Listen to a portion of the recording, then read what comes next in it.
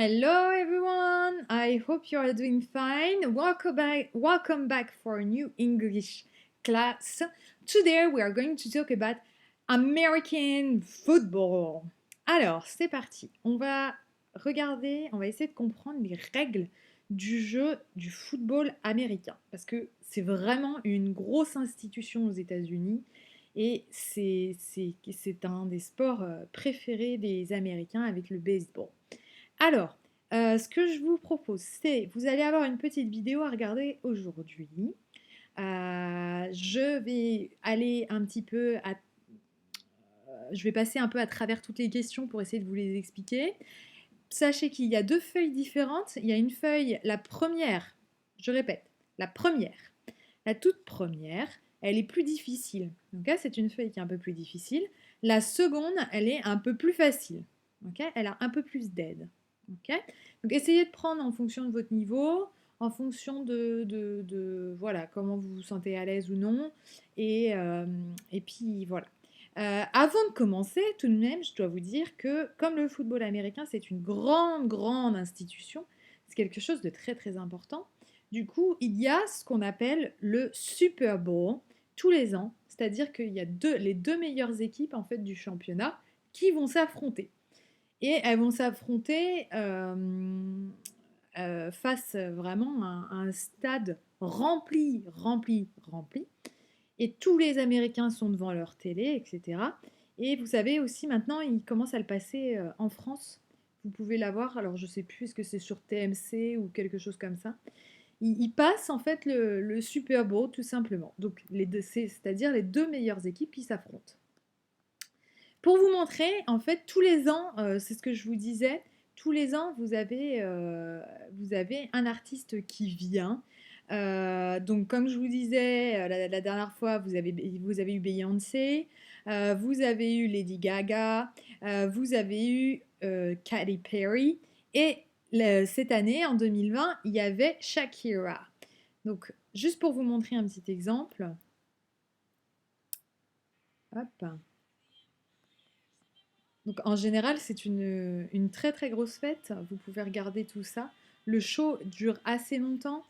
Vous avez des lumières, vous avez voilà, tout comme un véritable show. Vous voyez le stade un peu, la taille du stade, c'est quelque chose d'assez énorme, hein.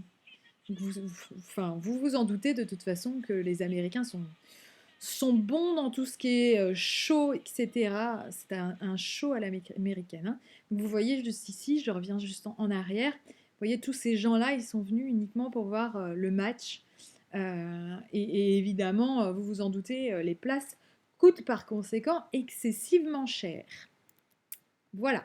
Donc maintenant, on va regarder ce que c'est un peu le football américain. Pourquoi est-ce qu'il y a tellement d'Américains qui aiment ça? Il faut savoir que le football américain, déjà, c'est très violent. C'est violent dans le sens où c'est pas qu'ils se bagarrent, c'est surtout qu'ils ont énormément de chocs quand ils doivent attraper la balle, etc.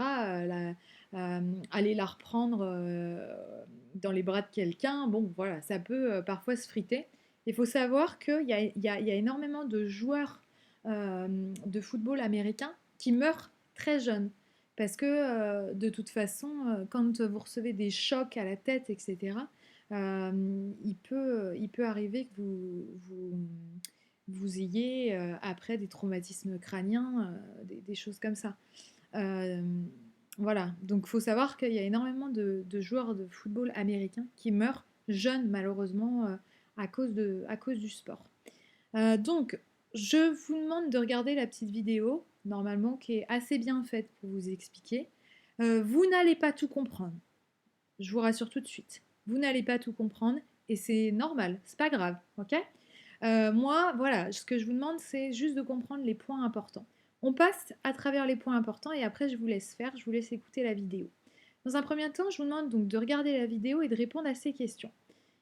How many players are there in each team? Combien y a-t-il de joueurs dans chaque équipe? Ok. 53 is the number of people. 53, c'est le nombre de personnes qui sont dans l'équipe, in the squad, ou qui sont dans le stade. Ok. Je reviendrai sur cette question après, dans la prochaine vidéo. What is the size of the field? Quelle est la taille du terrain? Ok, vous vous souvenez, ce mot-là, normalement, vous le connaissez maintenant. Terrain. Quelle est sa taille? Vous regardez une nouvelle fois la vidéo et je veux que vous me disiez ensuite What must the player do? Qu'est-ce que les joueurs sont censés faire? They must carry the ball to the end zone. Ils doivent porter la balle jusqu'à la zone finale. They must jump to the end zone. Ils doivent sauter jusqu'à la zone finale. How many points can you win with a touchdown? Combien de points vous pouvez gagner si vous faites un touchdown? Ok, ça, on va vous expliquer dans la vidéo ce que c'est. Ensuite, watch the video a third time. Regardez la vidéo une troisième fois. Look at the list. Vous regardez la liste qui se trouve juste là. Tick what the player must do. Ok, tu tick, c'est ça, c'est ce signe-là. Ok, donc vous me faites une petite croix sur ce que les joueurs doivent faire.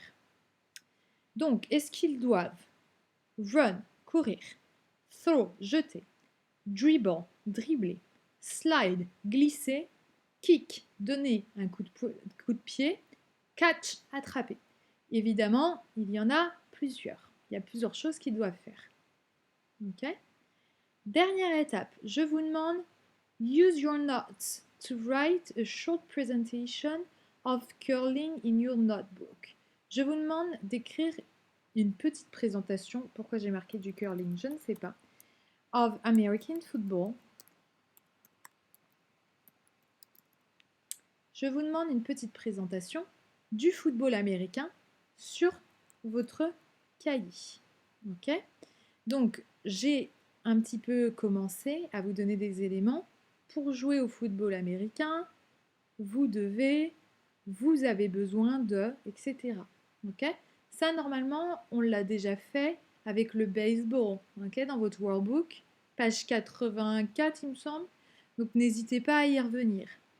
Qu'est-ce qu'on doit faire et de quoi a-t-on besoin pour jouer au football américain? Il va falloir évidemment utiliser aussi le vocabulaire que nous avons vu et que vous étiez censé apprendre. Ok? Ce que je vous propose, c'est de vous laisser 2 cours pour faire ça, puisque vous avez la petite vidéo à écouter et vous avez le petit paragraphe à me faire sur votre cahier. Ok? N'hésitez pas si vous avez des questions.